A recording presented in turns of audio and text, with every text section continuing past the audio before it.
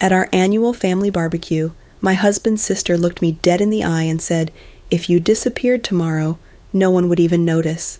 They all laughed, even my husband. But instead of breaking down, I accepted the challenge. And what I did next would tear their perfect world apart and rebuild mine from the ground up. Have you ever had a single moment so humiliating it actually set you free? Let me know in the comments. I'm Callista Evans, and I invite you to listen to the story of how I disappeared. The scent of hickory smoke and freshly cut grass, a smell I usually loved, felt like an accusation today. It clung to the humid July air, mingling with the expensive perfume of women in linen dresses and the faint, sharp smell of chlorine from the turquoise pool. This was the annual Preston Family 4th of July BBQ, an event less about celebrating the nation's independence and more about cementing the Preston family's dominance in our corner of Denver. From my position on the edge of the sprawling flagstone patio, I watched my husband Liam laugh with a state senator. He was so beautiful in that effortless, sun-kissed way, a golden prince in his own kingdom, and I was just another one of the meticulously curated decorations. Just this morning, the final demolition permit for the Northwood Public Library had been approved. 2 years of my life, my research, my grant proposals, my fight to save its rare Beaux-Arts architecture had been reduced to a line item on a city council agenda. The project that would replace it, a soulless glass and steel commercial complex, was being spearheaded by a development firm that Preston Development had strategically acquired 6 months ago. When I'd tried to talk to Liam about it, his face had tightened. "Callista, it's just business," he had said, his voice holding that familiar placating tone he used when he wanted a problem to simply vanish. "Please, don't bring it up at the party today. It's not the place." He was right. This wasn't the place for anything real. It was a stage, and I was forgetting my part.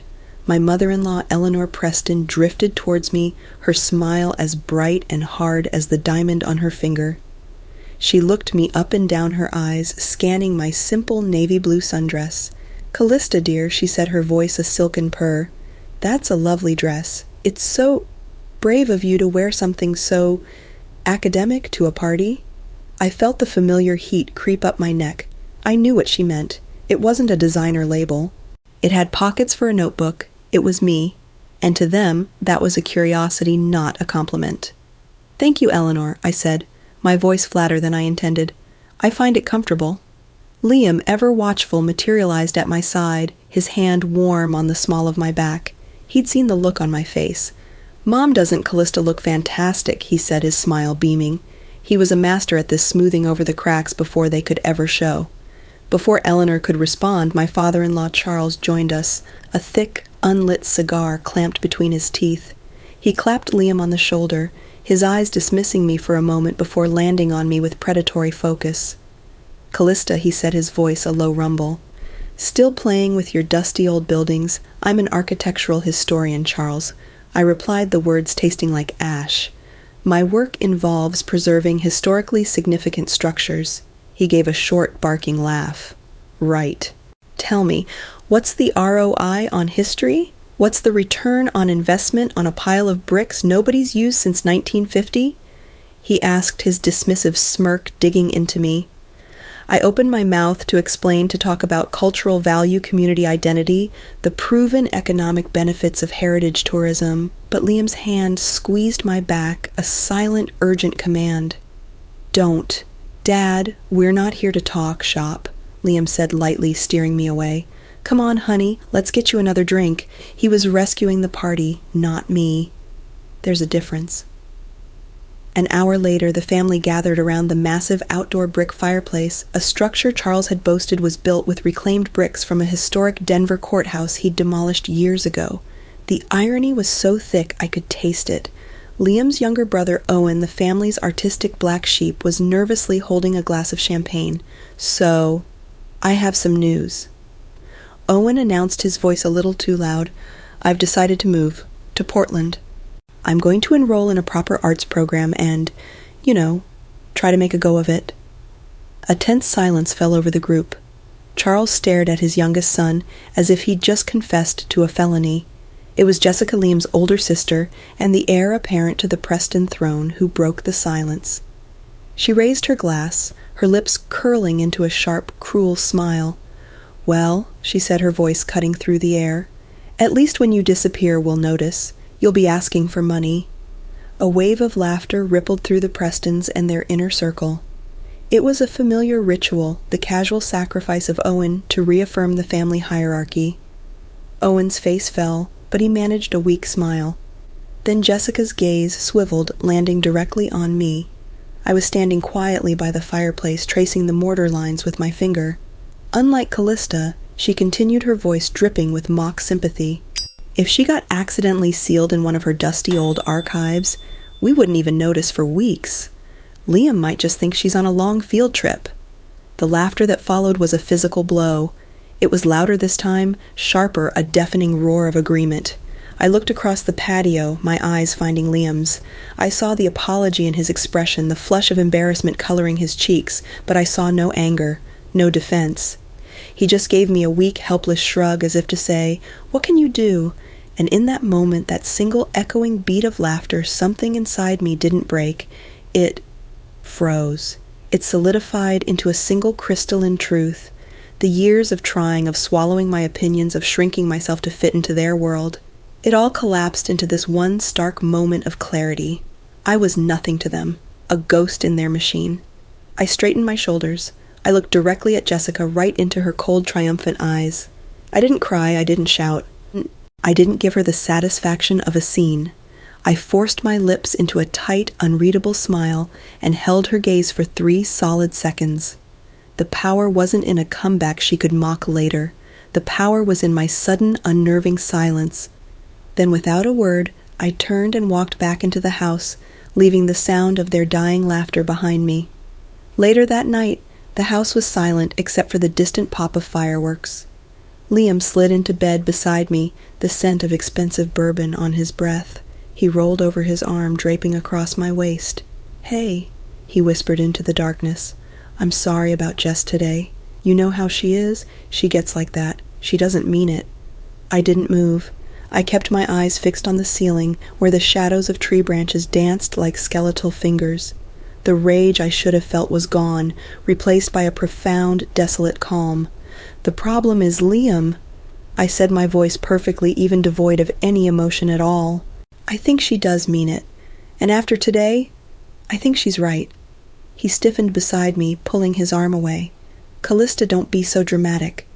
He started, but his words faded into a sigh as he rolled away from me, surrendering to sleep. I lay there for hours listening to his deep, even breaths, the breathing of a man, untroubled, a man at peace in his world. And I looked at the outline of his sleeping face, the face I had loved for almost a decade, and I realized with chilling certainty that I was lying next to a stranger. I had spent years trying to gain entry into his family, his life, his world, when I should have been building my own. I had mistaken their gilded cage for a home, and I finally understood. I wasn't just living in their house, I had been living in a tomb of my own making, and tomorrow I would begin the excavation. The sun rose on a world that was impossibly the same. The light that slanted through the plantation shutters of our bedroom was the same pale gold. The distant hum of the sprinkler system was the same. Liam's side of the bed was empty, the sheets cool to the touch. A small familiar pang of loneliness echoed in my chest, a muscle memory from a life I had already decided to amputate. He was on the golf course with Charles and Jessica. Team building, he'd called it. I had always known what it really was, reinforcement. I didn't cry, I didn't pace. The storm inside me from the night before had passed, leaving behind a strange and profound calm.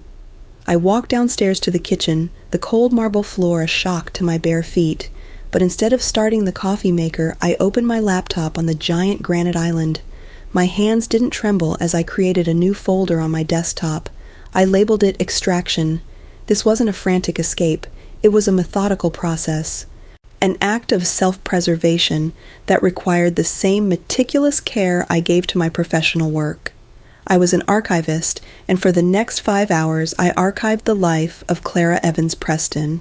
I scanned bank statements, tax returns, and property deeds into password-protected files. I created a spreadsheet, my fingers flying across the keyboard, cataloging our shared assets, the house, the investments, the art. I added a separate tab, highlighted in yellow, for my premarital holdings, the modest inheritance from my grandparents that had been absorbed into the Preston financial machine years ago. I was building a case, my own case, for my own life. I moved from the office to the library, our rarely used wood-paneled room. My personal books were relegated to a single bottom shelf, overshadowed by Liam's collection of glossy business biographies.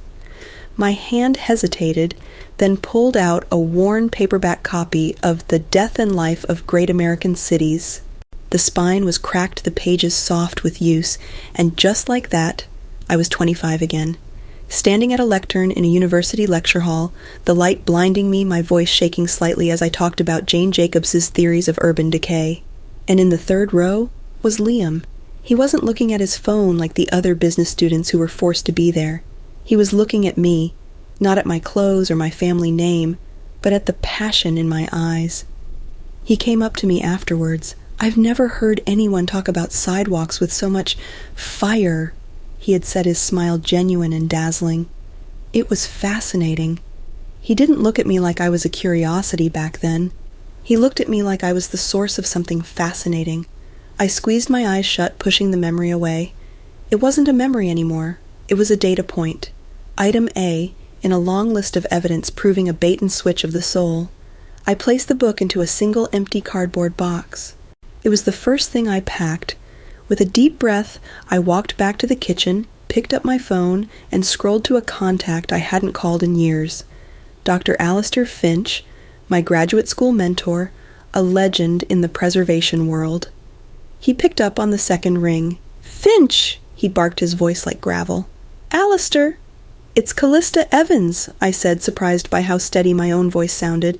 There was a pause.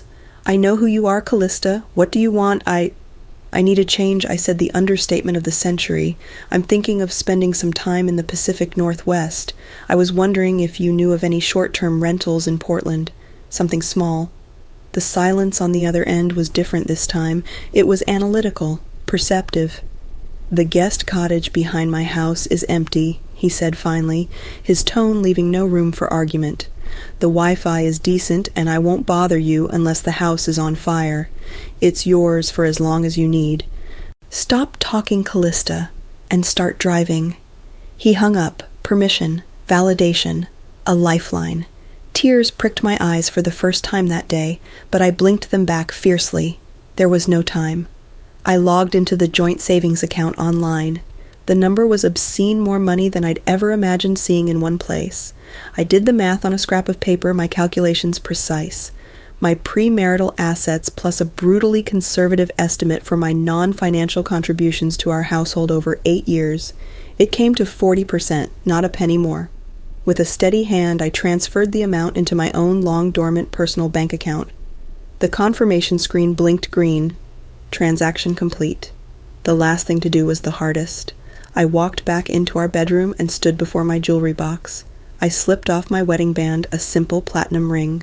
Then the engagement ring, a flawless 3-carat diamond that had replaced my grandmother's delicate heirloom ring 2 years into our marriage, because as Eleanor had put it, a Preston woman needs to look the part. The diamond felt like a piece of ice in my palm, cold, heavy, foreign. I remembered Charles's wedding speech, his booming voice filling the reception hall. He had welcomed me into the family, a family of forward thinkers, he'd said, who are building the future, not stuck preserving the past. It got a polite laugh. At the time, I'd thought it was a clumsy attempt at a joke. Now I knew it was a mission statement. I carried the 2 rings downstairs and placed them on the kitchen island. They sparkled under the recessed lighting, looking small and insignificant on the vast expanse of black granite. Beside them, I laid a single white note card. I had written only 4 sentences. "Liam, I need some time. I have gone away to think." I will be in touch through legal channels when I am ready. Please do not try to contact me. It was sterile, emotionless, final. Packing the car took less than 10 minutes. The one box of books, a suitcase with practical clothes, jeans, sweaters, hiking boots, my laptop bag, that was it. The distilled essence of a life. Before I got in, I pulled out my phone. I went through my contacts and deleted them one by one. Charles Preston, delete. Eleanor Preston, delete. Jessica Preston, delete. My finger hovered for a second over Owen's name, for a reason I couldn't explain. I left it there. I pulled out of the long, curving driveway, my tires crunching on the gravel. I didn't look back at the sprawling, perfect house. In my rearview mirror, the affluent Denver suburb, with its manicured lawns and silent judgment, grew smaller and smaller until it was just a smudge against the foothills of the Rockies. I drove west, the setting sun, a fiery explosion in front of me. Hours later, the landscape had flattened into the high plains of Wyoming. The sky was a vast bruised purple studded with 1 billion stars. I passed a green sign illuminated in my headlights. Welcome to Wyoming. I had crossed a line. There was no one behind me, and nothing I recognized ahead. Ahead of me was just the road, the endless dark ribbon of asphalt disappearing into the immense, terrifying, and exhilarating emptiness of the American West. And for the first time in a decade, that felt like enough. 2 days and 1,400 miles of asphalt later, I drove into Portland. The world outside my car window had transformed from the sharp sun-bleached landscapes of the high desert into a symphony of saturated green. Rain fell in a steady, determined drizzle, blurring the edges of the city, washing the streets in a palette of gray, silver, and moss. Denver was a city of sky. Portland, I could already tell, was a city of water. It felt appropriate, a cleansing. Dr. Alistair Finch lived in a historic craftsman home in the Laurelhurst neighborhood, a grand old house that looked like it had grown organically from the damp soil. Tucked behind it, almost hidden by an overgrown rhododendron bush, was the guest cottage.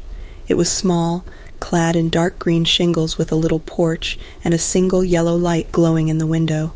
It looked like a sanctuary. Alistair met me at the door. He was exactly as I remembered him, a formidable man in his 70s, with a shock of unruly white hair, spectacles perched on the end of his nose, and an expression of permanent intellectual impatience. He didn't hug me. He didn't offer condolences. He just looked me over his sharp eyes, taking in my wrinkled clothes and the dark circles under my eyes. "You look like hell, Callista," he stated, as if observing a poorly preserved fossil. He stepped back to let me in. The cottage smelled of old books, pipe tobacco, and rain. Bookshelves overflowed onto the floor. A worn leather armchair sat by a small gas fireplace. It was the coziest, safest place I had been in years. "The Wi-Fi password is on the desk," he said, gesturing with his pipe stem. "There's scotch in the decanter on the mantelpiece. Use it." And with that, he turned and left, closing the door softly behind him, leaving me alone in the quiet embrace of my new, temporary life.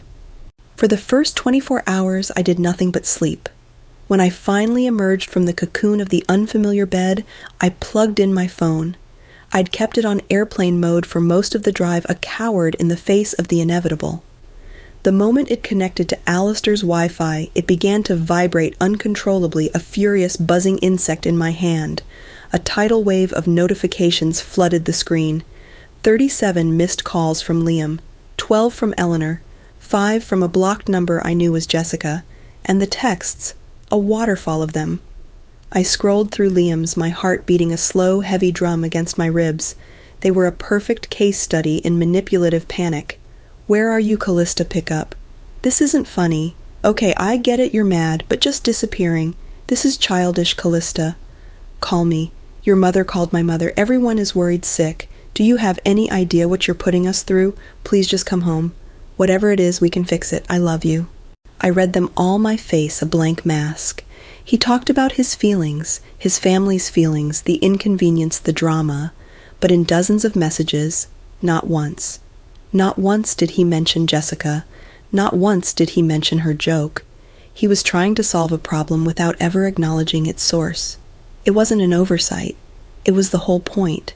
The first week was a montage of soulless practical tasks, each one a small snip of the scissors cutting the final threads to my old life. I went to a sterile phone store and got a new number, a Portland area code that felt foreign on my tongue. I stood in line at the post office and rented a P.O. box, a tiny metal drawer that would now serve as my only physical link to the world. I got a library card, the friendly librarian's smile feeling both kind and intrusive.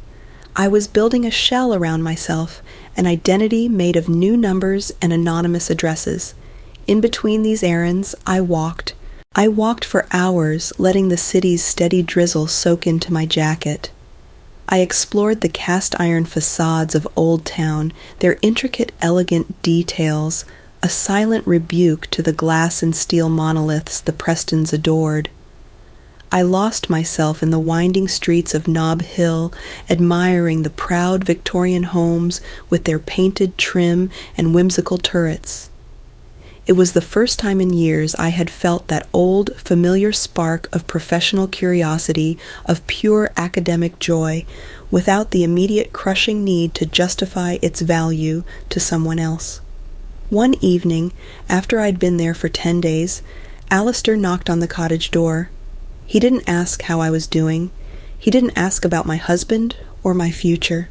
He simply walked in, holding a thick accordion file bulging with papers, and dropped it onto my small dining table.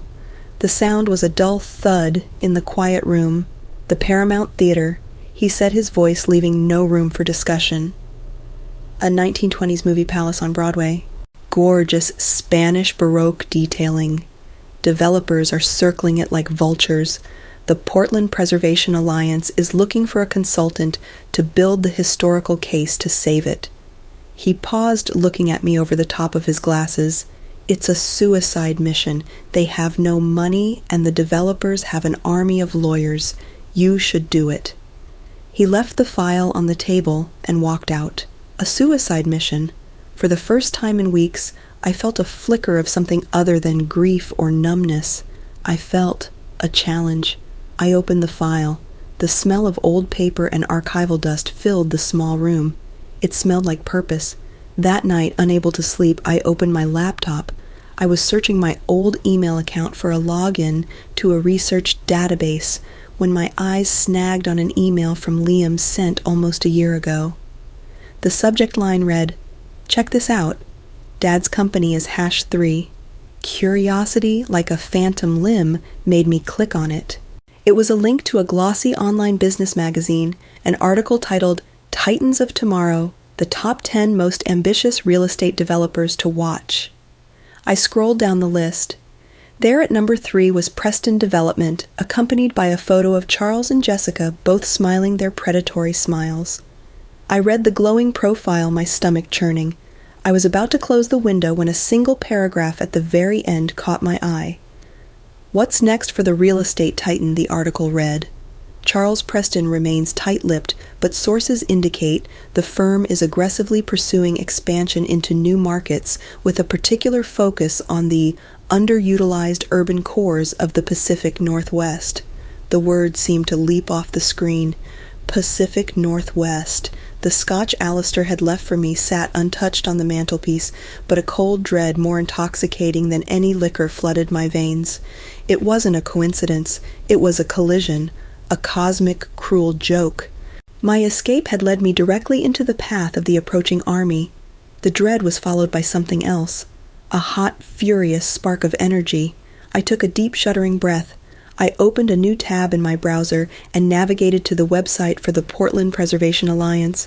My fingers hovered over the keyboard for a moment, then began to type. To whom it may concern, my name is Dr. Callista Evans. I understand you are seeking a consulting architectural historian for the Paramount Theater project. I am very interested in the position. The Portland Preservation Alliance operated out of a cramped second-floor office above a bookstore, and it ran on 3 things: lukewarm coffee, righteous indignation, and the sheer force of will of its 5 employees. My new office was a metal desk wedged between a filing cabinet overflowing with protest signs and a window that overlooked a perpetually damp alley. The pay was a stipend that barely covered my rent at the cottage, and I had never been happier in my professional life. The work was electrifying. It was a resurrection. I spent my days lost in the city archives, a place of monastic silence and the intoxicating scent of aging paper. It was the very place Jessica had imagined me disappearing into. And she was right. I did disappear. The sad, accommodating woman from Denver vanished, and in her place Dr. Clara Evans, architectural historian, reemerged. I pored over old city directories, microfilms of 1920s newspapers, and property records, piecing together the life story of the Paramount Theater. It felt like breathing again after having been underwater for years. One afternoon I was deep in a box of old tax records when my new phone buzzed on the table beside me, a jarring intrusion of the present. It was a text from a number I didn't recognize. They're bidding on the Paramount property. It's Jess's pet project. Be careful. My blood went cold. My fingers hovered over the screen. It had to be Owen. There was no one else it could be. He was confirming my worst fears, the ones sparked by that late-night email. This wasn't just a random project. This was a targeted invasion. My first independent act. And I had walked directly onto a battlefield designed by Jessica herself. A small part of me felt a surge of terror, the instinct to run, to disappear again, for real this time, but it was quickly replaced by a low, simmering anger. I didn't reply to the text. I simply deleted it, the warning now seared into my brain. You've spent your entire adult life being meticulously polite to people who were meticulously cruel to you. Dr. Anya Sharma said, her voice calm and gentle from the armchair opposite me. What do you think that does to a person over time? Alistair had insisted I see a therapist, giving me her number with the same gruff authority he'd used when offering me the cottage. Dr. Sharma's office was minimalist and serene, a stark contrast to the chaos in my head. I don't know, I began, but the words felt hollow. I guess, you get smaller. Tell me about getting smaller, she prompted, and for the first time, I did. The floodgates opened and I unpacked the years of quiet, insidious erosion. I stopped correcting people. I said the confession tasting like shame. At Preston events, everyone would introduce me as Liam's wife, Callista Preston. After a while, when I'd say, it's actually Dr. Evans, they'd just sort of smile and nod. It was easier to just let it go. It was just one little thing. I looked at my hands twisting in my lap. Then it was my clothes. My research on Midwestern farmhouses was unglamorous, so I stopped talking about it. My wardrobe was too academic, so I started wearing the bland beige cashmere Eleanor approved of. Each time, it was just one little thing, a small compromise to keep the peace, to be accepted. I finally looked up at her, my eyes burning with unshed tears. But 1,000 little things, 1,000 small compromises, they leave you with nothing. You look in the mirror one day and the person looking back isn't you. She's a ghost. A polite, well-dressed ghost in a very expensive machine. Armed with this new painful clarity, I knew I couldn't stay a ghost in my marriage either. I hired a lawyer, a sharp, composed woman named Maya Singh, whose office overlooked the Willamette River. She listened to my story without judgment, her expression a mixture of professional focus and human empathy. We'll start with a straightforward letter, Maya said, her tone decisive, proposing an amicable dissolution and mediation to divide the assets. It's the civilized way to begin. The response came a week later, not from Liam's personal lawyer, but from the high-powered Denver law firm that had represented Preston Development for decades. Maya read a portion of it to me over the phone, her voice tight with disapproval. And while our client, Mr. Preston, is deeply saddened by his wife's abrupt departure, she read, we must also register his and his family's significant concern for Dr. Evans's recent erratic behavior and questionable emotional state.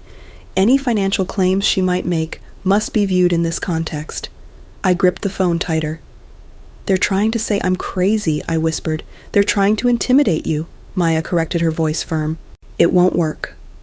That evening I retreated to the archives, the weight of the legal threat pressing down on me. I needed the quiet company of the past. I was sifting through a box of uncatalogued municipal records from the 1920s records the previous researchers had likely overlooked. Near the bottom, under a stack of brittle water permits, was a large rolled-up sheaf of papers tied with a faded ribbon. My heart gave a little flutter of professional excitement. I gently untied the ribbon and unrolled the document on the large wooden table. It was a full set of blueprints, the original architectural drawings for the Paramount Theater. The paper was fragile. The ink faded to a soft blue, but the design was breathtakingly clear. The ornate plasterwork, the sweeping curves of the balconies, the grand ambition of it all. My fingers traced the elegant lines, a thrill running through me. And then I saw it. In the bottom right corner, in the space reserved for the lead architect, was a signature. The handwriting was a confident, elegant script. Beatrice Holland, lead architect, 1925. I stared at the name. Beatrice B. Holland. I knew her.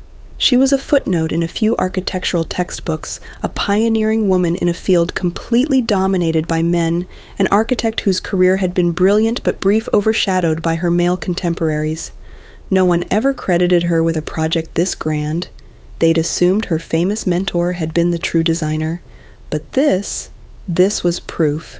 His signature was there, but as a supervising architect. Hers was on the line that mattered.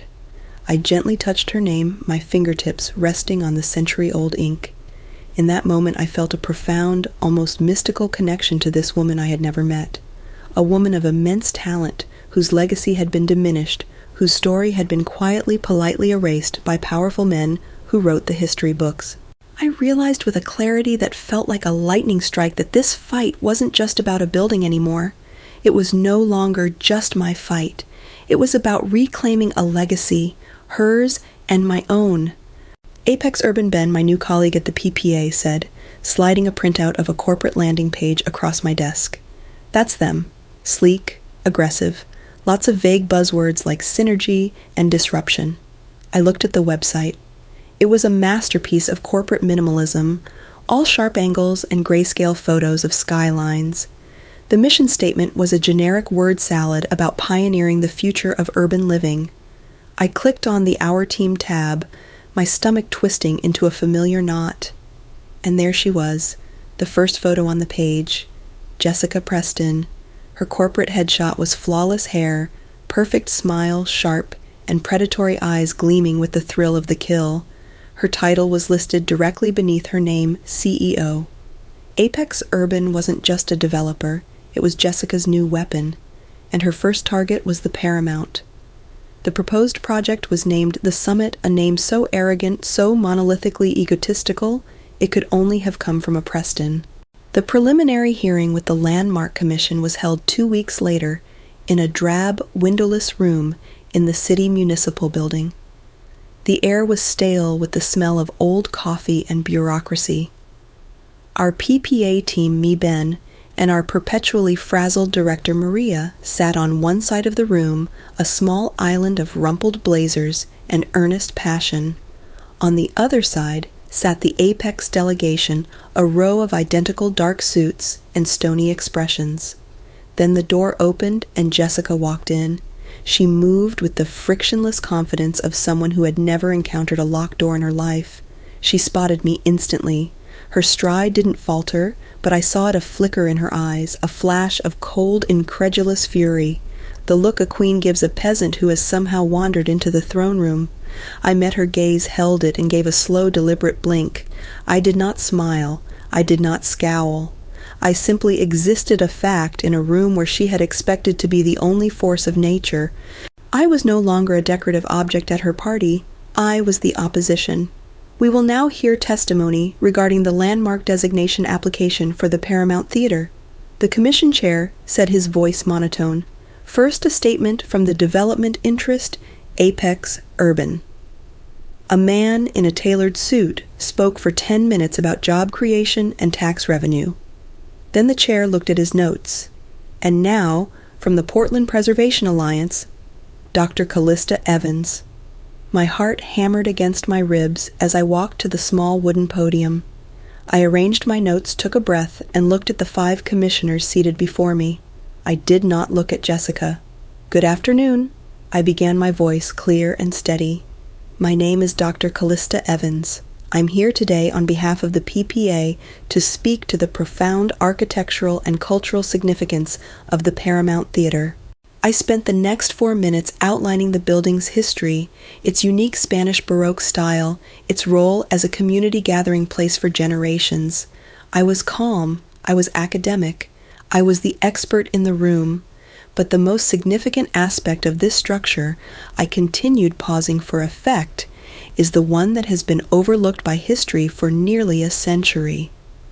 While it has long been assumed that the celebrated architect David Stirling was the creative force behind the Paramount, the original blueprints, signed and dated, tell a different story. I let my eyes sweep across the commissioners. The lead architect, the visionary who designed every intricate detail of this beloved landmark, was a woman, a pioneering Portlander named Beatrice Holland. I heard a sharp intake of breath from the apex side of the room. I didn't have to look to know it was Jessica.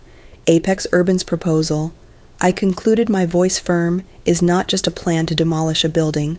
It is a plan to erase a vital piece of our city's history and to silence the legacy of one of its most important and most unjustly forgotten female pioneers. We urge you to deny their permit and grant the Paramount the landmark status it so clearly deserves. I walked back to my seat, my job done. I had never once mentioned Jessica's name. I had never once mentioned Preston Development. I treated them as they had always treated my work, as an irrelevant, impersonal business detail, and I knew with a certainty that settled deep in my bones that my professional detachment had infuriated her more than any emotional outburst ever could. That evening, the adrenaline having faded to a low thrum of exhaustion, my new phone rang. It was my lawyer Maya who had been required to provide my number during the initial legal filings. Liam's name flashed on the screen. It was the first time we were going to speak since I'd left. My hand trembled as I answered. "Hello," I said. "What the hell are you doing, Callista?" His voice was a strained, ragged thing I barely recognized. There was no greeting, no preamble, just pure, unfiltered panic.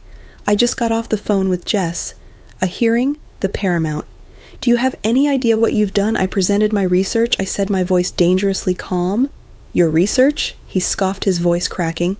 "Callista, this is a billion-dollar project. This is Jessica's career. Are you doing this just to punish me? Is that what this is all about?"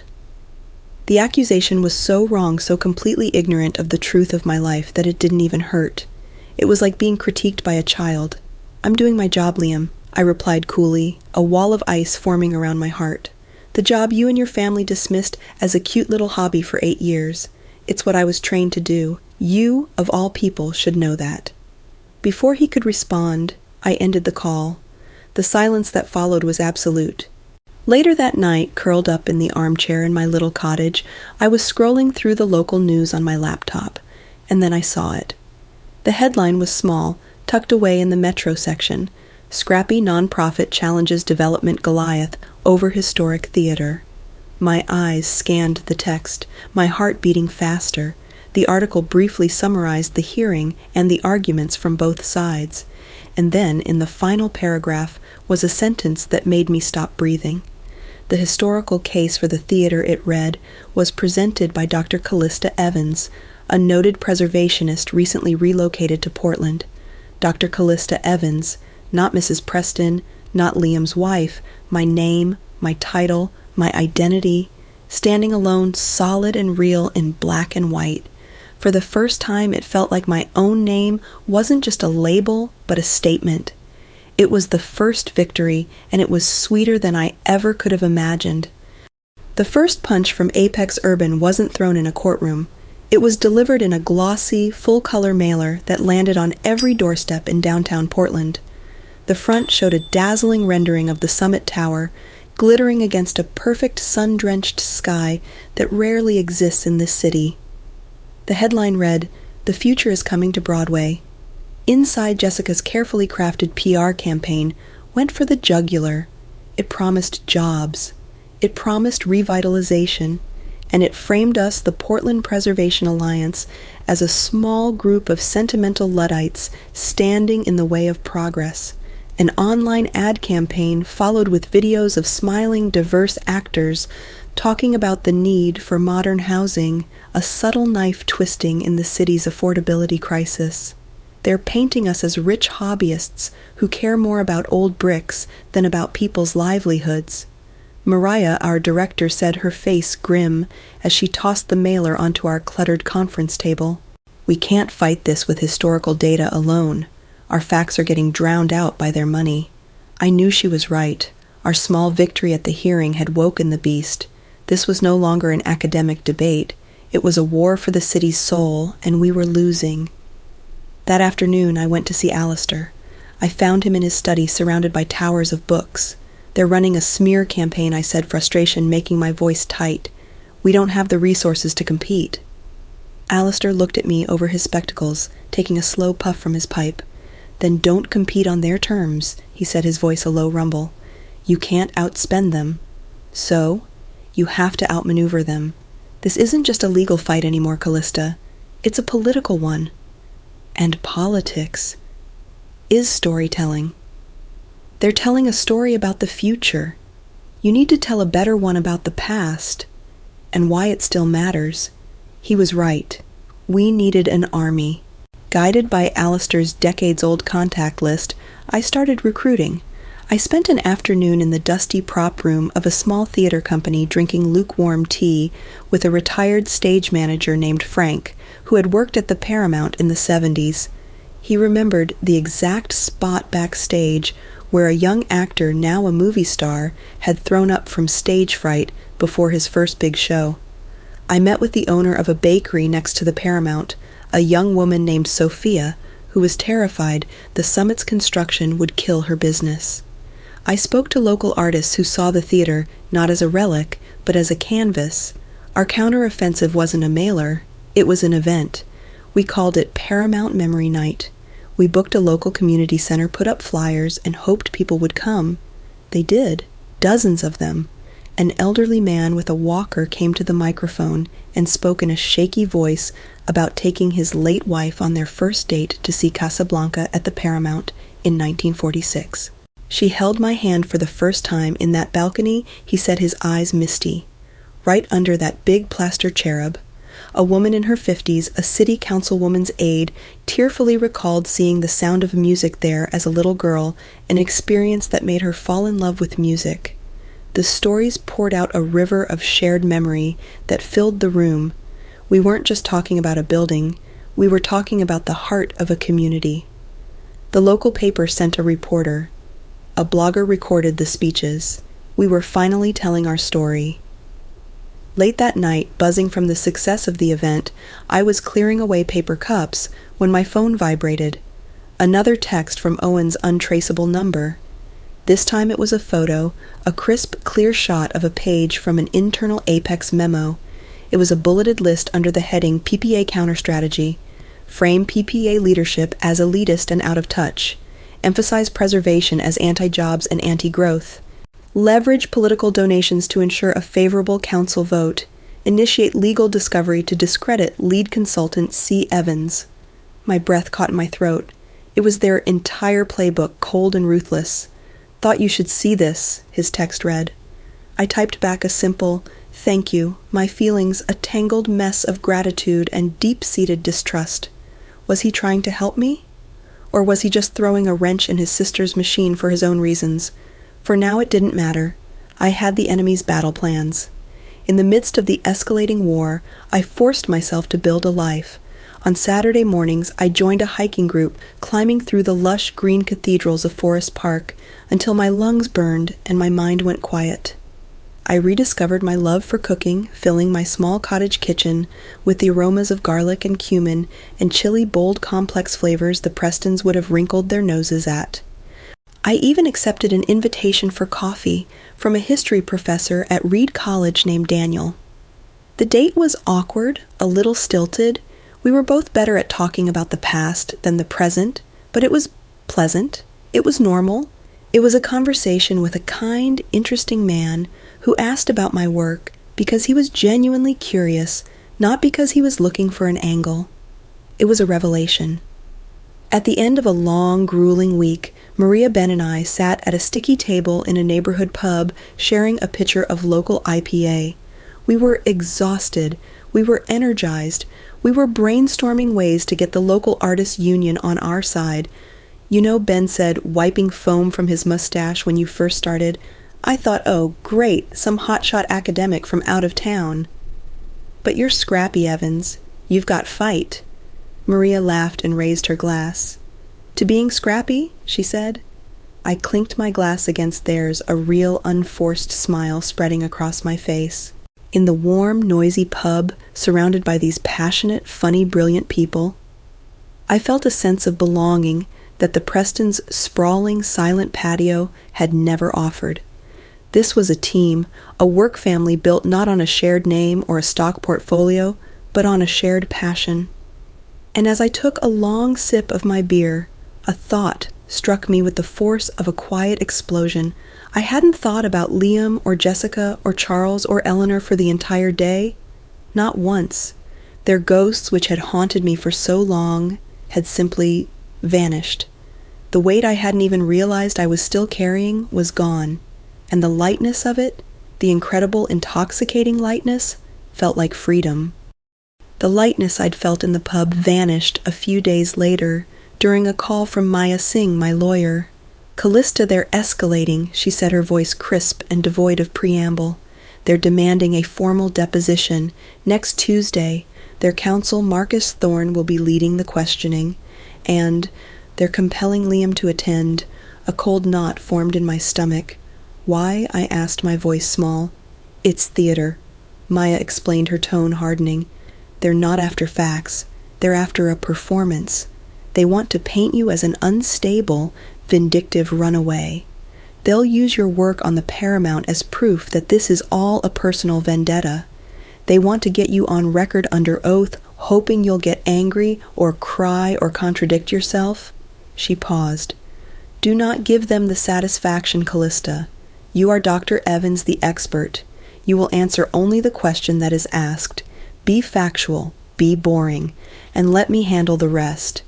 The deposition took place in a soul-crushingly sterile conference room on the 30th floor of a downtown Portland high-rise. The air smelled of glass cleaner and corporate ambition.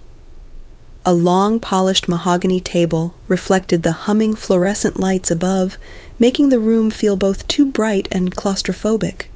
My lawyer Maya sat beside me, a bastion of calm competence. Across the table sat Marcus Thorne, a man whose tailored suit probably cost more than my car, his smile thin and reptilian. And next to him sat Liam. It was the first time I had seen him in person since I'd walked out of our house. The sight of him was a physical shock.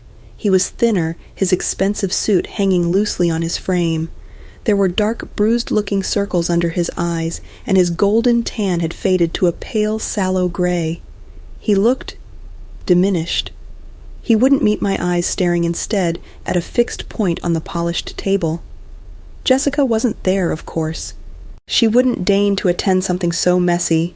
She had simply dispatched her lawyer, her legal attack dog, to do the dirty work. This deposition is now on the record, a court reporter murmured from the corner, her fingers poised over her stenotype machine.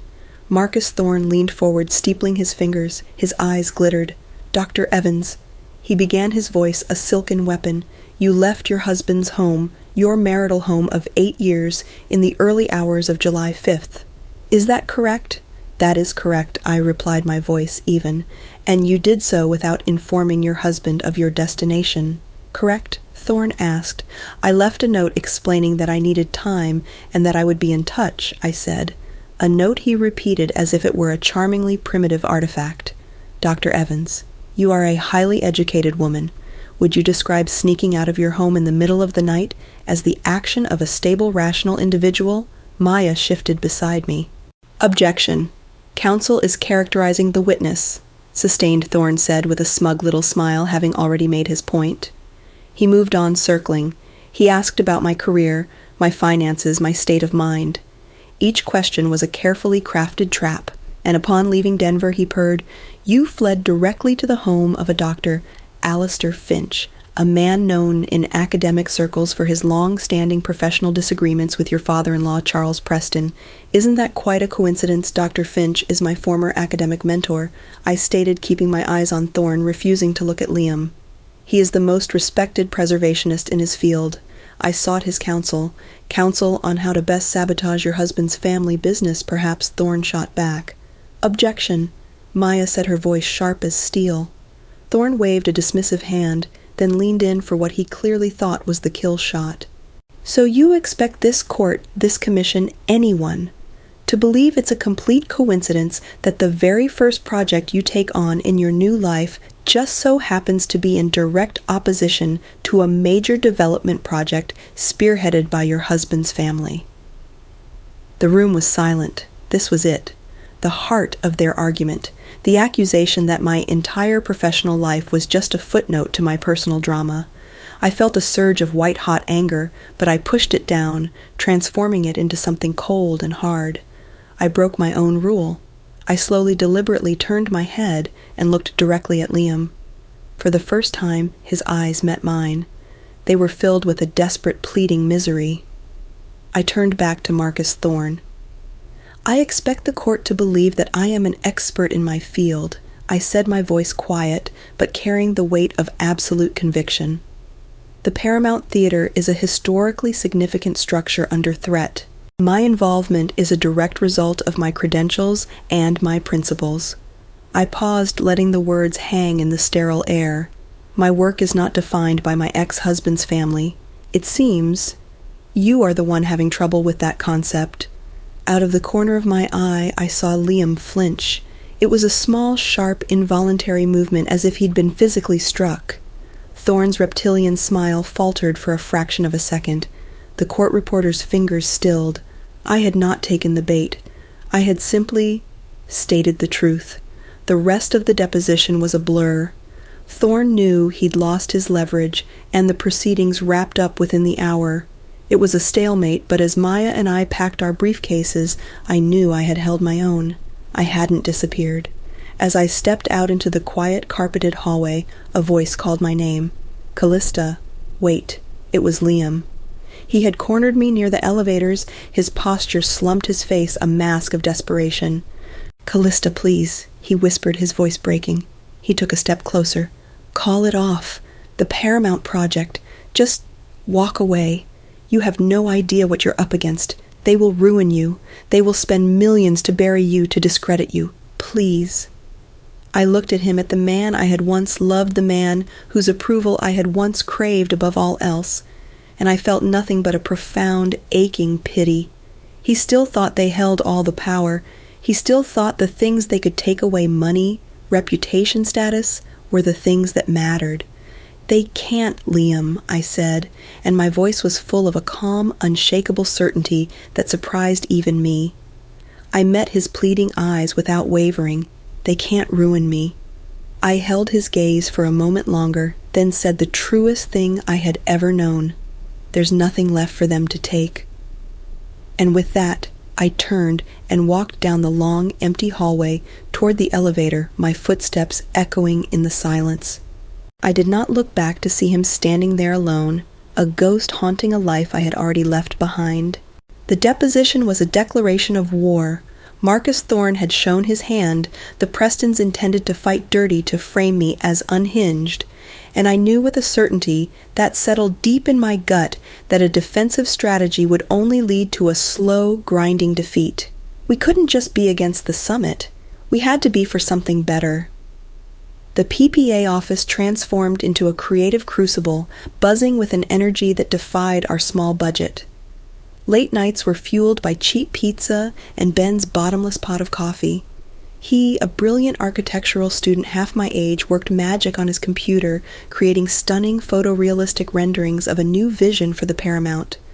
Maria, our director, was a force of nature, building a rock-solid business plan, projecting revenue from ticket sales, museum admissions, and event rentals. And I provided the soul. My research on Beatrice Holland and the theater's history became the backbone of our proposal. We weren't just saving a building anymore, we were resurrecting it. We would restore the theater to its 1920s glory and anchor it with a new, vibrant community arts hub, including a small museum dedicated to Portland's cinematic and architectural history. We called it simply the Paramount Project. One night, as I was cross-referencing old construction invoices, an email landed in my inbox. The sender was anonymous, the subject line blank. My heart hammered against my ribs. Inside there was a single password-protected PDF file and one sentence for your research.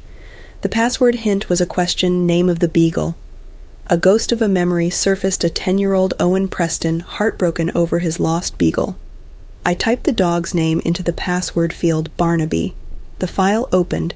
It was a geological survey. Dozens of pages of dry technical data, soil composition charts, and seismic risk assessments. It had been commissioned by Apex Urban 3 months ago. I scanned the executive summary, my eyes widening with every line. The ground beneath the Paramount was a pocket of unstable alluvial soil, far less stable than the surrounding downtown bedrock. It was perfectly safe for the existing structure, but for a 50-story glass high-rise like the Summit, it would require millions of dollars in extra deep pile foundation work that wasn't mentioned in any of their public proposals. It was a massive hidden liability that would slash their profit margins. Owen hadn't just given me a piece of information. He'd given me a secret weapon. Armed with our vision and their secret, we planned our counterattack. We booked a conference room at the Oregon Historical Society for a major press conference. The event was packed. Every local news station was there, along with reporters from the city's major papers, bloggers, and a crowd of our new allies, the artists, the small business owners, the neighborhood activists. When I stepped up to the podium, I was no longer the quiet academic from the preliminary hearing. The last few months had forged something new in me. Apex Urban wants to sell you a story of the future. I began, my voice clear and strong, ringing through the crowded room. It is a beautiful story, full of glittering towers and promises of prosperity, but it is a future disconnected from our past, a future built on erasure. I spoke about community, about sustainable growth that honored the city's character. Then I told them about Beatrice Holland. I told her story with a passion that felt like it was coming from a place deep inside me. We are here today, I declared, to offer a different vision, not a protest, but a proposal, a future that grows from our past. Ben unveiled the renderings on a large screen behind me. A collective gasp went through the room. The restored Paramount was breathtaking. Our plan doesn't just save a building, I said, my voice rising with conviction. It creates a self-sustaining economic engine, a vibrant arts hub that will bring life back to this street, support local businesses, and celebrate the legacy of a woman this city should be proud of. The story exploded. Within an hour, #Restore the Paramount was the #1 trending topic in Portland. The next day my phone rang. A cool, familiar voice sent a chill down my spine. "Callista, it's Eleanor," she said. There was no warmth, just command. "I'm in Portland. I'm at the Nines. I think it's time we had a chat.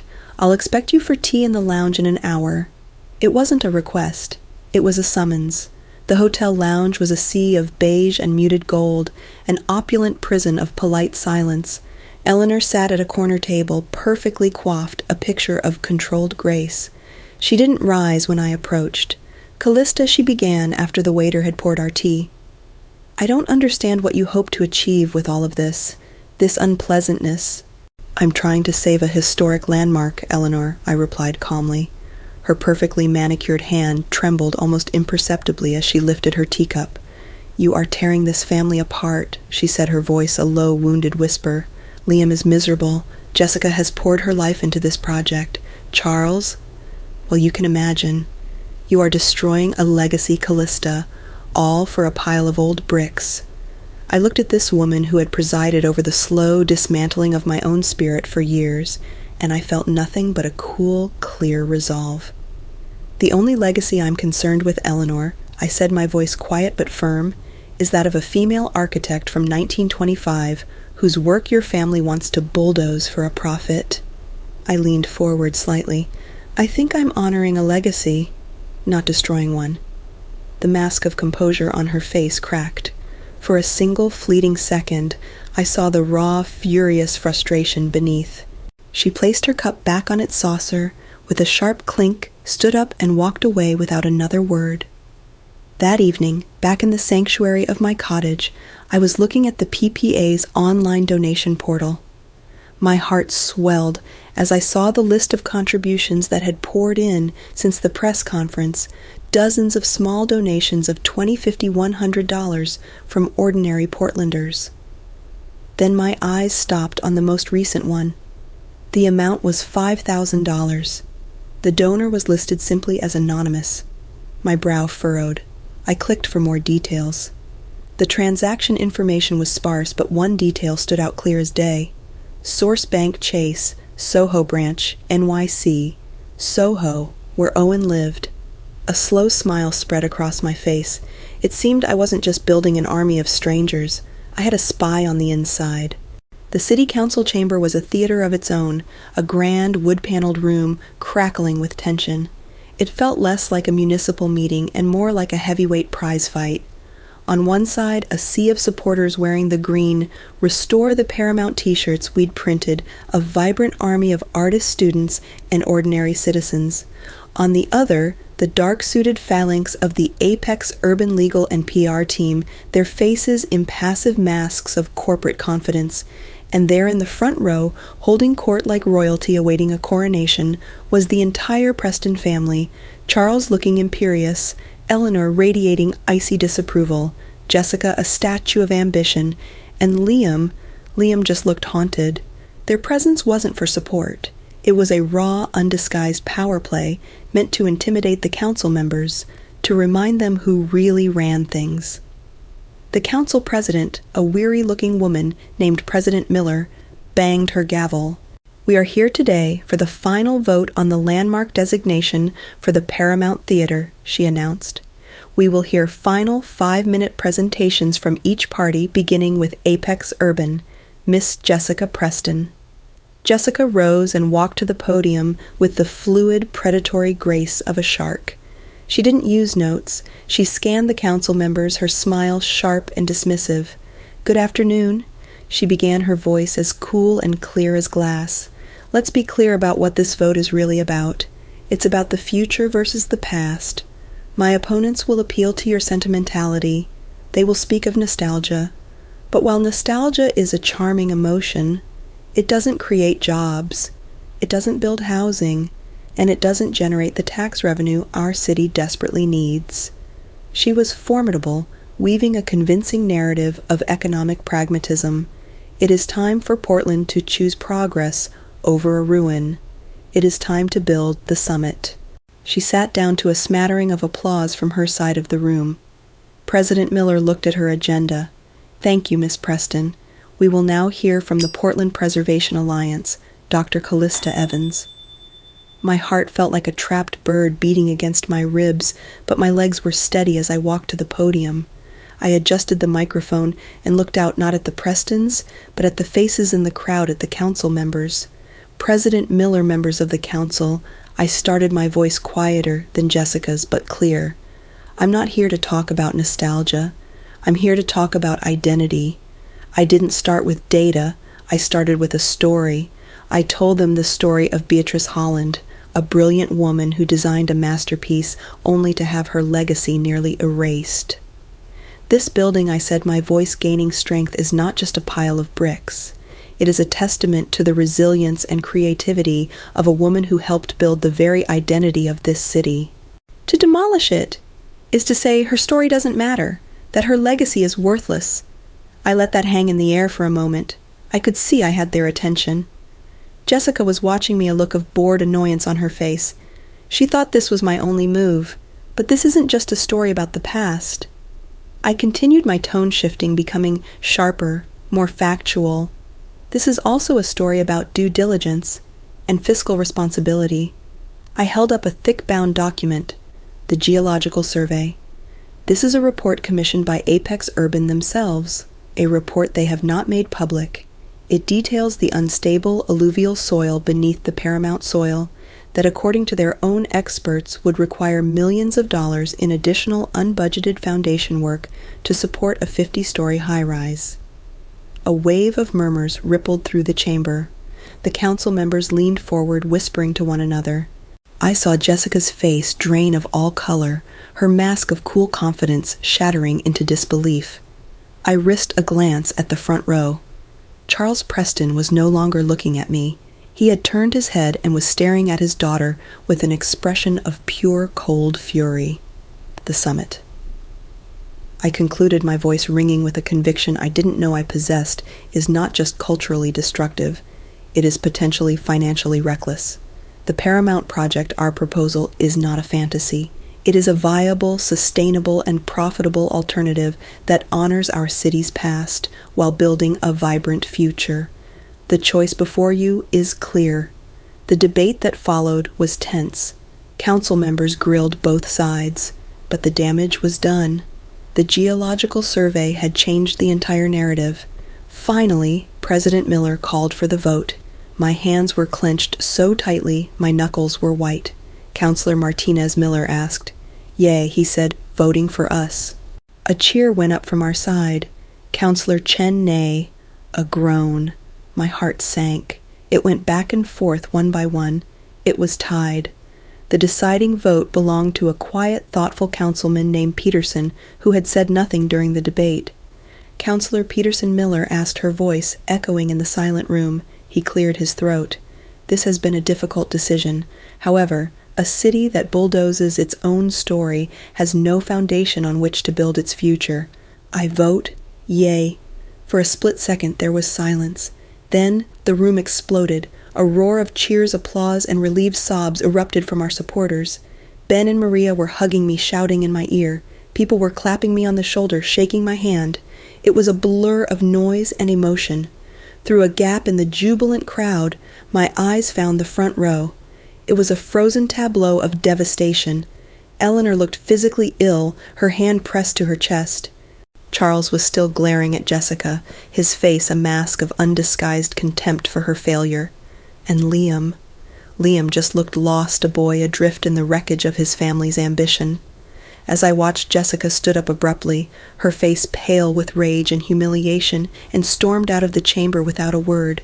I was immediately mobbed by reporters, their cameras flashing their questions, a chaotic wall of sound. "Dr. Evans, how does it feel? What's the next step for the project?" I tried to answer, but my mind was a whirlwind. And then over the heads of the crowd I saw him. Standing near the back of the room, almost lost in the shadows, was Owen. He wasn't cheering. He was just watching me. Our eyes met for a brief, electric moment. He gave me a small, almost imperceptible nod, a secret acknowledgement that passed between us. And then, as quietly as he had appeared, he slipped out a side door. The battle was won. We had done the impossible. And as the adrenaline began to fade, a wave of profound, bone-deep exhaustion washed over me. I was victorious, and I was utterly, completely spent. The morning after the vote, the city felt different. The persistent drizzle seemed less like a gloom and more like a soft, cleansing mist. I sat in my cottage, a warm mug of coffee cradled in my hands, and read the news. The fallout had been immediate, and it was spectacular. The headline on the front page of the Oregonian read, "Citizen Uprising Council Sides, with Preservationists in Shocking Upset." The article detailed our victory, but it was the sidebar that I read over and over again. Titled "Cracks in the Summit," it detailed the questions now being raised by the business community about Preston Development's aggressive tactics. It quoted an anonymous City Hall insider who described seeing Charles Preston publicly and viciously berating his daughter Jessica in the parking garage after the meeting. The family's invincible, united facade, the one they had so carefully polished for decades, had been shattered in a single public implosion. The professional humiliation was apparently the final straw. A week later, I was sitting in Maya Singh's office. They folded Callista. She said, a hint of a smile playing on her lips as she slid a thick document across her desk. Thorne called my office the morning after the vote. All of their aggressive posturing, it just evaporated. They wanted a quiet, fast, no-fault settlement, no more threats, no more character assassinations. They just wanted it to be over. I looked down at the final page of the divorce decree. The settlement was more than fair. It was generous. It was hush money, a price they were willing to pay to make the ghost of Callista Evans Preston go away for good. I picked up the pen. My hand was perfectly steady as I signed my name, Callista Evans, not a trace of the name that had defined and confined me for 8 years. There was no sadness, no anger. The real divorce had happened months ago in my own heart. This was just a formality, a piece of paper that confirmed a reality I was already living. My new reality was taking shape faster than I could have imagined. The PPA, once struggling for every dollar, was now flooded with support. Donations poured in, membership applications spiked. The victory had put us on the map, and the city was rallying behind us. 2 weeks after the vote, Maria and Ben called me into the office for a strategy meeting. On the conference table was a single, freshly printed business card. It read, Dr. Callista Evans, Director of Preservation Projects. It's a new position, Maria said, beaming. We created it for you. The board approved it unanimously. We have the funding now, Callista. We can do so much more, and we want you to lead it. Ben slid the card across the table to me. You're not a consultant anymore, boss, he said with a wide grin. You're one of us, for real. I picked up the card, the crisp cardstock heavy and real in my hand. Director of Preservation Projects. My work life, my personal passion, my very identity, they were no longer in conflict. For the first time, they were in perfect, powerful alignment. That night, I had dinner at Alistair's house to celebrate. He'd cooked a steak slightly overdone the way he always did, and opened a bottle of wine that was far too expensive for a casual Tuesday. After dinner, he poured 2 glasses of his best single malt scotch, a smoky, peaty elixir that felt like drinking a bonfire. He raised his glass, the amber liquid catching the light from his reading lamp. I knew you had it in you, he said, his voice the same gruff rumble as always, but his eyes held a warmth I had rarely seen. It was for Alistair the highest form of praise. You just had to get out of that mausoleum and remember you weren't a relic. A mausoleum. That's exactly what it had been. A beautiful, expensive tomb where I had been buried alive. Thank you, Alistair, I said, my voice thick with emotion. For everything. For the cottage, for the files, for not asking any questions. He just grunted, taking a sip of his scotch. I didn't have to, he said. Your work did all the talking. Later, I walked home through the quiet streets of my neighborhood. The rain had stopped, and the air was clean and cool. The sidewalks glistened under the streetlights, and the warm glow from the windows of the old craftsman houses felt welcoming. I felt a part of it. I wasn't an observer anymore. I wasn't a tourist in my own life. I belonged here. As I rounded the corner onto my street, I passed the small independent bookstore on the corner. A poster was taped to the inside of the front window announcing a reading by a visiting author next week. It was a small thing, a normal thing, but it struck me with a sudden profound force. This was life, a city humming with stories, with art, with culture, a life I could participate in, a community I could join. I stopped on the sidewalk and looked around me at the lights, the wet leaves, the distant sound of a streetcar. Jessica's words from that long-ago barbecue echoed in my mind. If you disappeared tomorrow, no one would even notice. She'd meant it as the ultimate insult. But she had been wrong. I hadn't disappeared. I had just moved. I had moved from the wings to center stage. I had moved from the footnotes into the text. I hadn't disappeared. I had finally fully arrived. 3 months passed in a blur of Blueprint's budget meetings and the glorious smell of sawdust and possibility. The Restore the Paramount project was in full swing, and I was at its heart. My life was a chaotic but joyful symphony of managing architects, arguing with contractors over historical accuracy, and writing grant applications. I spent my days on site, a hard hat perched on my head, my boots covered in a fine layer of dust, feeling more at home than I ever had in the pristine silent rooms of the Preston mansion. One Tuesday evening, my phone buzzed as I was packing up my briefcase. It was a Denver area code, but not a number I recognized. A cold flicker of apprehension went through me. I let it go to voicemail, but they called back immediately. With a sigh, I answered. "Hello?" I said, my voice cautious. A voice I almost didn't recognize answered. It was quiet, subdued, stripped of all its easy practiced charm. "Callista, it's Liam." I sank down onto a stack of drywall. "Liam, what do you want? I'm in Portland," he said, stumbling over the words. "Just for the day, tying up some loose ends with the Apex project." There was a long, awkward pause. "I was wondering if you would meet me for coffee, just to talk, please." Every instinct screamed at me to say no to protect the fragile peace I had so carefully constructed, but the man on the phone didn't sound like a threat. He sounded like a ghost. "Fine, Liam," I said, surprising myself. 1 hour, the daily grind on Morrison Street, tomorrow at 10. The coffee shop was aggressively neutral, a beige box with generic art on the walls, filled with the low hum of conversation from people whose lives were not imploding. I got there first, choosing a small table in the back corner. When Liam walked in, my breath caught. It wasn't just that he was thinner. The confident, easy way he used to move through the world was gone. He looked hesitant, his shoulders slumped, his eyes scanning the room nervously until they landed on me. "Hi," he said, sliding into the chair opposite me. "Hi, Liam," I replied.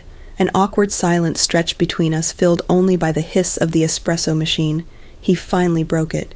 "You look good, Callista," he said. "Happy?" "I am," I said simply. He nodded, staring into his black coffee as if it held the answers to the universe. "Things have been different back home," he began, his voice low, "since the vote. Jessica, she's on a leave of absence. Dad demoted her. He barely speaks to her now. He can't stand failure." He let out a short, bitter laugh that held no humor. "The whole empire is shaken. It's all anyone talks about." I didn't say anything. I just listened as he described the fractured, silent dinners, the palpable tension in the house, the family's frantic attempts to shore up their reputation with investors. It was the world I had escaped now collapsing in on itself. Then he looked up, and for the first time he met my eyes directly. His were filled with a profound, soul-deep weariness. "That's not why I wanted to see you, though," he said quietly. I needed to tell you something I should have understood years ago." He took a shaky breath. "I was a coward, Callista. I know that. I was terrified of them, of my dad, of Jess, of losing my place in all of it. I let them diminish you because it was easier than standing up to them." His voice dropped to a near whisper, and he leaned forward, his confession raw and painful. "But the worst part, the part I couldn't even admit to myself until now, was that I was jealous of you." I stared at him, my mind reeling. "Jealous." "When you drove away that night," he continued, his eyes glistening, "I was terrified. But a small dark part of me, a part I hated, was so incredibly jealous that you had the courage to just leave, to choose yourself." He shook his head slowly, a look of bitter self-awareness on his face. "I'm still there, Callista. I'm still standing at that barbecue, forcing a laugh at my sister's cruel joke. I'm still living in that house, suffocating. You got out." It was the most honest, vulnerable thing he had ever said to me, and in that moment, I didn't feel a shred of vindictive pleasure or romantic longing. All I felt was a surprising, overwhelming wave of compassion for this broken man trapped in the gilded cage he had once called a kingdom. "I hope you find a way to get out too, Liam," I said softly, and I meant it, in your own way. He nodded, a flicker of gratitude in his tired eyes. We both knew this was the end. There were no more arguments to be had, no more love to be salvaged. We were just two people who had once known each other, acknowledging the vast, unbridgeable chasm that now lay between us. We parted ways with a quiet, simple goodbye that felt more final than any divorce decree. That Friday I met Owen for a drink. It was his idea. He'd texted me from his real number this time. We met at a quiet, dimly lit bar in the Pearl District, a place with exposed brick walls and a serious whiskey list. He looked different, too. The nervous energy was gone, replaced by a calm, centered confidence. He was finally comfortable in his own skin. He raised his glass of bourbon. "To the giant slayer," he said with a wry smile. I laughed a real easy laugh. "I had help from the inside," I said, looking at him pointedly. He shrugged, a hint of his old awkwardness returning. Jessica had it coming. And Dad, well, he needed to be reminded that not everything can be bought or bulldozed. He took a sip of his drink. "I'm opening a gallery, by the way. Here, in the spring. A small space for emerging artists." "Owen, that's wonderful!" I exclaimed, genuinely thrilled for him. "Yeah, well," he said, looking down at his glass before meeting my eyes with a startling sincerity, "you inspired me, Callista. Watching you choose yourself, fight for something you believed in against all of them. It made me realize I could too. I could stop caring what they think and just be me." I felt a warmth spread through my chest. The chaos I had caused had not just been destructive, it had been creative too. It had created a space for him, just as it had for me. "Well then," I said, raising my own glass, "let's toast to that." He clinked his glass against mine. "What are we toasting to?" he asked. I thought for a moment, a smile playing on my lips. "To the family runaways," I said, "to the ones who got away." He grinned a real brilliant Preston smile, but this one was full of light. "I'll drink to that," he said. And in that quiet bar, 2 former outsiders found the beginnings of a new kind of family, one built not on obligation, but on a shared and triumphant escape. 1 year later, I stood on the stage of the Paramount Theater, and it was breathing again. The air, which had once been thick with the dust of decay, now hummed with the joyful murmur of 1,000 voices and the smooth golden notes of a live jazz trio. The grand proscenium arch, once crumbling, was now aglow with meticulously restored gold leaf, and the cherubs on the ceiling looked down with painted smiles upon a sea of happy, upturned faces. It was the grand reopening gala, the culmination of a year of impossible, back-breaking, glorious work. The mayor of Portland had just finished a glowing introduction, and now the spotlight was on me. I gripped the sides of the podium, the smooth wood warm beneath my fingers, and looked out at the crowd. They say buildings are just bricks and mortar, just stone and steel. I began, my voice amplified by the microphone, yet feeling deeply personal. But I think they're wrong. Buildings are vessels. They hold our stories.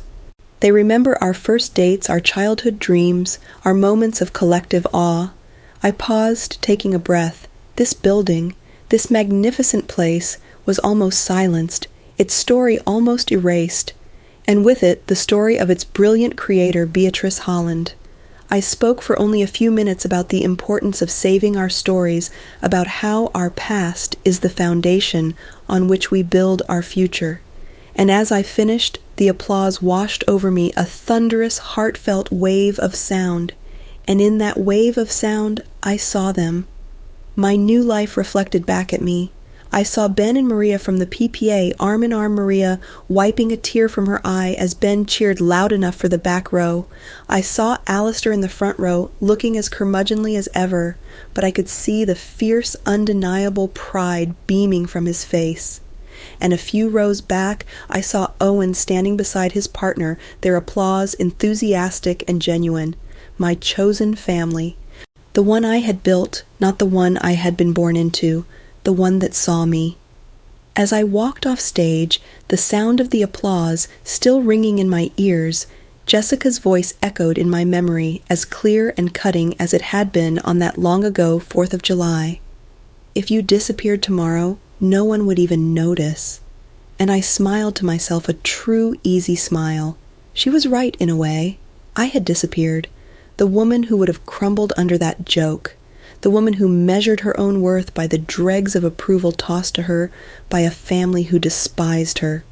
The woman who was so terrified of making waves that she allowed herself to drown in silence. She was gone. I couldn't even conjure her face in my mind anymore. She had been excavated piece by piece and replaced with something new, something stronger, something built not on the shifting, unstable soil of someone else's expectations, but on a solid foundation of my own design. I had to disappear from their world, because it was the only way to become fully visible in my own. Later, after I'd shaken 100 hands and accepted a dozen bouquets of flowers, I slipped out a side exit, needing the cool night air. The contrast was immediate. The warm, joyful noise of the gala faded behind me, replaced by the quiet hum of the city at night. I walked around the block to the front of the theater and just stood there on the opposite side of the street looking up. The marquee was a blaze of light, a beacon against the dark Portland sky. The letters spelling out THEPARMOUNT glowed with a warmth that seemed to push back the night. I thought of the long journey that had brought me to this sidewalk, the desperate drive across the country, the lonely nights in the cottage, the terror of the deposition, the thrill of the fight. I didn't feel victorious, not in a gloating, vengeful way. I didn't feel a shred of triumph over the Prestons. Their world, their problems seemed very small and very far away now. I didn't feel bitterness or anger. I just felt peace, a quiet, steady, deep-seated peace. I looked up at the magnificent restored masterpiece, its lights reflected in the damp pavement at my feet. It was a physical manifestation of my own journey, a beautiful, resilient structure saved from the brink of erasure, its stories now safe, its future bright. I took a deep breath of the cool, clean Portland air, and I smiled. I was home. So there I was, standing on a quiet Portland street, looking up at the lights of the Paramount, and in that moment, I felt a sense of peace that I had never known. The fight was over, the victory was won, but the real triumph wasn't saving the theater. The real triumph was saving myself. Jessica's joke at that barbecue, it was meant to be a final crushing blow. If you disappeared tomorrow, no one would even notice.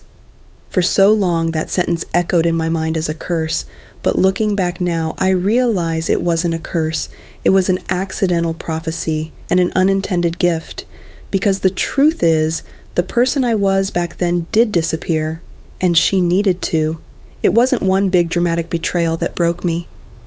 It was the 1,000 tiny paper cuts of being dismissed, of being misunderstood, of slowly, quietly being erased. It was every time I swallowed an opinion to keep the peace. Every time I wore something that wasn't me to fit a mold that was never designed for me. Every time I laughed politely at a joke that made me feel small. We often think our lives are defined by the big seismic events, but more often, they are shaped by the small compromises we make with our own soul until we look in the mirror and can no longer recognize the person looking back. My disappearance wasn't about running away from a fight. It was about running towards one, the real one, the fight to hear my own voice again. And that's the experience I wanted to share with you today. Sometimes removing yourself from a room, a relationship, or a life where you are not seen is the most powerful move you can make. It's not an act of surrender. It is an act of profound self-respect. It's clearing the land so you can finally start to build. I learned that the strongest structures aren't always the biggest or the loudest. The real strength is in the foundation, and a life built on your own values, your own passions, and your own truth can withstand any storm. Perhaps the ultimate form of architecture is not designing buildings, but building a life where you no longer need to seek permission to exist. Now I'm left with a few questions, and I genuinely love to hear your thoughts. Have you ever had a moment like that? A single comment or event that served as a last straw and changed the entire direction of your life. And what do you think about Liam's confession at the end? Was it a genuine moment of self-awareness? Or just the regret of a man who lost? There's no right or wrong answer, and I'm curious to know your take on it. If this story made you think, or if you have a different opinion, please share it in the comments below. Our channel is a space for these kinds of conversations, and your perspective is what makes this community so valuable. And of course, if you enjoy stories about finding strength in unexpected places, don't forget to subscribe and turn on notifications so you don't miss the next chapter we share together. Thank you for listening. Until next time.